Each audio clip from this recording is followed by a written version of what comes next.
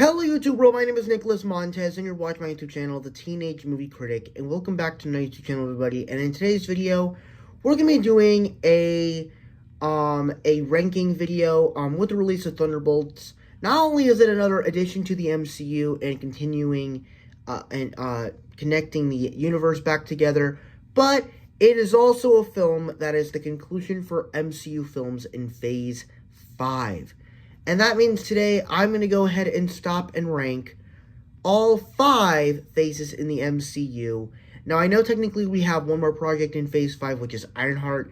But if I'm going to be completely honest, I don't believe that show's coming out next month because we haven't even gotten a like full-on trailer for it. And I mean, yeah, we got a trailer like before Daredevil Born Again came out, like 2 months before it came out. But like, come on, dude. This is Ironheart, and it hasn't even, and it's like has a month before it comes out. So come on, get with it. Come on, Marvel, get with the program. Anyway, let's go ahead and rank all these phases. And honestly, I don't even think seeing Ironheart will need to change my thoughts to do this ranking, because in last place is Phase 5.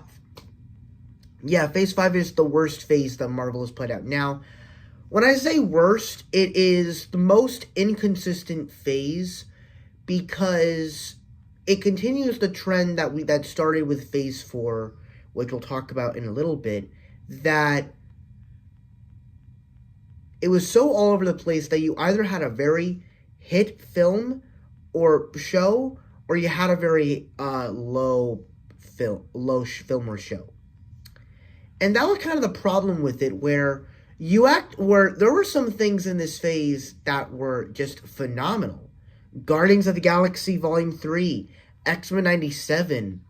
I guess you can count the very first episode of the first 10 minutes of Daredevil Born Again. Like, some of the best stuff I've seen. Like, this phase has some of the best content, has some of the best, can pull out some of the best projects and some of the best moments in the entire franchise. But then it just continues those dumb choices that they started in Phase 4, where it just feels so weird, where the phase literally starts off with Ant-Man and the Wasp: Quantumania, where at the time we had the whole idea that this is going to lead to the Kang Dynasty and Secret Wars, but because of all the Jonathan Majors stuff that happened, we're now switching up to fighting Doctor Doom. We're delaying all these projects and releasing one film in 2024 with Deadpool and Wolverine. We're not really having a clear slate with our multiverse shows. We're only limiting What If to 3 seasons. And we keep reusing Captain Carter. We're bringing in and making new animated Marvel shows for like X-Men and Spider-Man.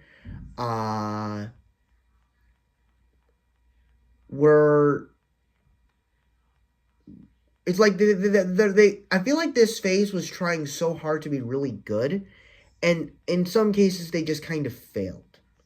And in some cases, they had some interesting aspects, but not enough to really make me go, I want to go back to that project and rewatch it. So, this is easily the weakest phase, but honestly, I think this phase had a lot of potential to be something great.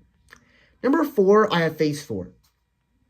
So, once again, it has that inconsistency level where it felt uneven as to where we were going in this phase, as it didn't really have a clear direction. And pretty much, up until, the Infinity Saga was over, they had a plan. Black Widow was going to be the first film.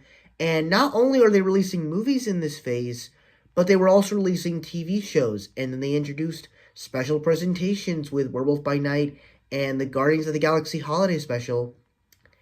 And not only that, but they released a ton of movies and a ton of shows each year, and it just became a lot of content. I mean, as a fan of Marvel myself, and especially during the pandemic, I was kind of happy for getting a lot of Marvel content, even though And I can actually look back on them and I'm like, some of them were kind of okay, but some of them were actually really good now looking back on them.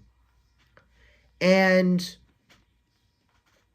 I kind of think to myself, I'm like, some of these were good, but where exactly does it lead?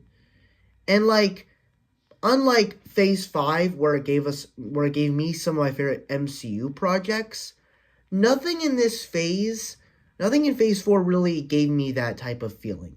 Like, I love Hawkeye, I love WandaVision, I love No Way Home, and I certainly do love Wakanda Forever. But none of those movies or shows ever got me to the edge of excitement of like, oh wow, this is peak Marvel. Because then I look at movies or shows like Shang-Chi, where it's so complicated, where it has a lot of good ideas, but its execution in the ending is so bad. And then even like when you get into 2022, they're doing She-Hulk, it's working with Megan Thee Stallion. Like, what is this, man? And then you have like all the jokiness with Thor: Love and Thunder, and I'm like, are we serious right now? And the terrible CGI and Thor literally serving a mug of beer to his weapon. That's a little odd to me. So yeah, this phase had a lot of good moments. And I love that we were able to bring back the Spider-Man and open up the multiverse and do all this really cool things. But and then of course, it not only was it COVID, but it was also, the death of Chadwick Boseman, so it affected of what the next like way the MCU was going to flow after that. And so it really like suffered a lot of stuff because of COVID, the death of Chadwick, and just a lot of interesting things. Number 3 is going to be Phase 1. So this is a phase that I kind of prefer to be the golden age of the MCU, because this is where, the MCU started. Of course, while I do think the top films of this phase are the Avengers and Iron Man, I will say, looking back on this phase, what was so good about it is it was the true test of if these movies of a shared universe can actually work. And honestly, I feel like up until you got, of course, Iron Man, and especially when you watch and I feel like when you watch these movies, it really does work, especially how much of a universe this has built. And especially when up until Iron Man to the Captain America, you really can just tell like the connectivity where, you're watching a World War II film, but you got Tony Stark's dad in here. You got Phil Coulson, the guy that was in the first 2 Iron Man films. He's now in Thor. You got Nick Fury appearing at the end of Captain America. And then you watch the Avengers and you finally see it all connect. And it's so cool to see all these different characters from these 4 different movies interact. From all 5 of these different movies interact. It's so cool. It's so vibrant. And also it especially when I'm watching the Avengers, I'm like, and the way it all built up, I'm like, this feels like just a great movie. Like, it may not be the best of stories, but in fantasy and fantastical and superheroes, it works so well. Now, and the reason why it's not in the top 2 is because I feel like even though the way it was structured and the payoff to it is also great, the specific direction was a little bit off to me. In that we were trying so hard to connect, and that it felt a little bit off in the way you were trying to where you have, to where you're trying to do Thor and you're trying to introduce all these fantastical elements, but half of that movie is like set on Earth, and Earth is, in this movie, is considered really boring, where we go into movies like Iron Man and The Incredible Hulk or Captain America, and those movies make Earth feel really cool, where it's the world outside your window, and they make our world an interesting place to watch and rediscover it in a brand new way. And with Thor, it just like it weirdly did it weird. And then, of course, you got a film like Iron Man 2, which was also kind of weird, especially in this phase, because it's like, sure, you get more Iron Man, but I would have been totally fine if you got that in Iron Man 2. And like him going through the portal, that's the reason why he's slowly dying and all that stuff, because the portal like affected his heart. And then The Incredible Hulk is also, well, I actually kind of enjoy that film. I enjoy it. I don't really have any issues with it. It does feel kind of weird because they switched actors between Edward Norton and Mark Ruffalo. So it feels kind of weird a little bit. But overall, that's really my thoughts on Phase 1. It's still a really good phase, and I think that this was a solid start to the MCU. Number 2, I have Phase 2. Phase 2 is it's a pretty great phase. I thought that once again you're once again developing the characters that of the Avengers in these bold and brand new sequels.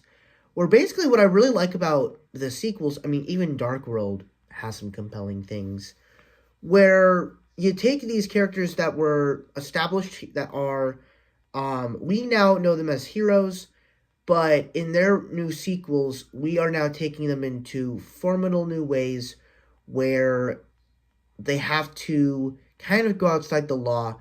And, of course, you know, the big winners with this phase are, of course, Captain America, Winter Soldier, Guardians of the Galaxy, and Ant-Man. But with our Avengers stories, the brilliance of it is that we're taking those characters that are known to be heroes, and now we're taking them into where they have to kind of go outside the law.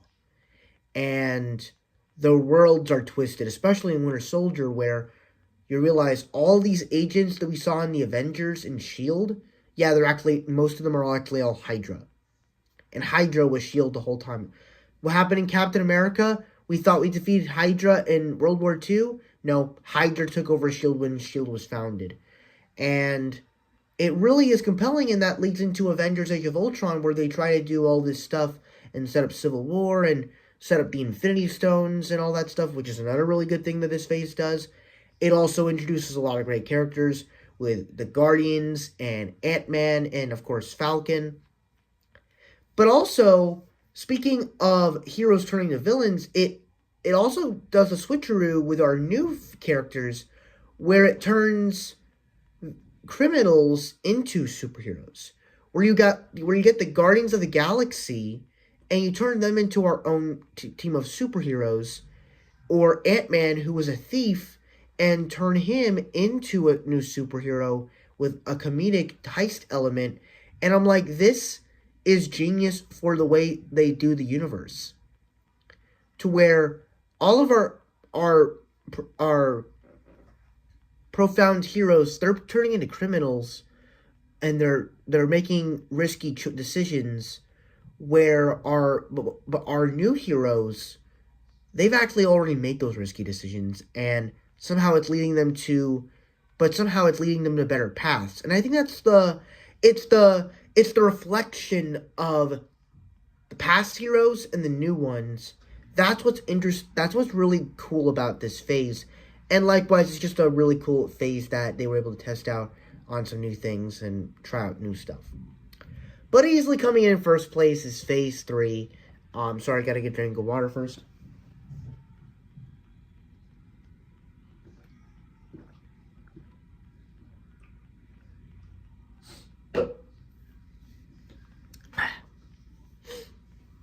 And what I love about this phase is it really just does a great job of connecting all of the stories together. To where this phase really just starts off with a bang with Captain America Civil War, as we're basically seeing Steve Rogers having to break out the law to protect his friend, and in doing so, that whole conflict splits up the Avengers. And so, like, you know, this phase establishes two things. So we have something established for the phase. We have something already established with with this phase, it's all leading up to going to finally fighting Thanos and the Avengers teaming up to go stop him.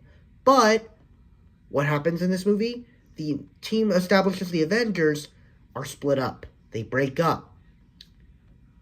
And so that means we're going to need the Avengers back in the next Avengers films, but they're broken up. So what's gonna happen now? And what this phase does a really good job of doing is finding a really good story, but setting up for what's coming next and introducing new characters, but doing sequels and finding a way to do something unique and different. Where the film right after this was Doctor Strange, and it's doing magic. With Guardians, it's, continuing with the Guardians. Spider-Man, you're getting not only a sequel to Civil War, but you're also getting a high school film in the MCU. You get Thor Ragnarok, where it's like a Guardians of the Galaxy type film with Thor, and it's a comedy. You get Black Panther, which is another sequel to Civil War, but it's also a Shakespearean story, and it's about a king protecting his kingdom. But you get Ant-Man and the Wasp, the sequel to Ant-Man. You get Captain Marvel, a 90s X-Files type film. You get Far From Home, a senior trip film. So you get all these cool things. But the other thing that makes it really interesting is this phase started with a breakup. And one thing you don't realize throughout all these movies when watching them is every film after that, you kind of get a relationship that was either broken or tore apart in the film, and they are able to reform again. Biggest example of this, Doctor Strange. You get Strange and Christine make up after their fight. You get Guardians. They're always fighting, especially at the beginning. They're able to make up and become a family and develop their relationship more. You get Peter Parker and Tony Stark, where Tony doesn't want him to do this Avengers stuff, but he kind of changes his mind, but Peter makes the right decision to not be an Avenger. You get the Thor and Loki redemption arc, where they actually are able to work together. And then you get T'Challa and his worldview of Wakanda, to where all of his people wronged him, but he's able to use Killmonger's vision as a way to bring that back. Or even Guardians 2, the main story, the conflict between Nebula and Gamora, that gets resolved, and all of these relationships, they're developed, they're reformed. And now you go into Infinity War and you have those relationships restored. Or even in Civil War, a relationship gets resolved where T'Challa and Steve Rogers are working together. And all these characters are able to get back together, but the biggest risk is that the Avengers have to come back together. They have to do what it takes to save the universe. And even after this, you get that with Ant-Man and Wasp and Hank Pym, to where they have to put their differences aside and work together to stop Ghost. Or even in Captain Marvel, where you work out that relationship between Carol and Nick Fury, Carol and Maria Rambeau, Carol and Talos, and all that stuff, and even her relationship with her instructor. And all that said, and even after Endgame, they continue this with Peter and Happy, as they had a troubled history together, but they're able to make it work. And then even in Endgame, Tony Stark is able to come back together with Iron Man and able to work it out, and is able to just pay it off so well. And so good. And I loved what this phase did. It's one of my favorite things that the movie industry has done, to where it's like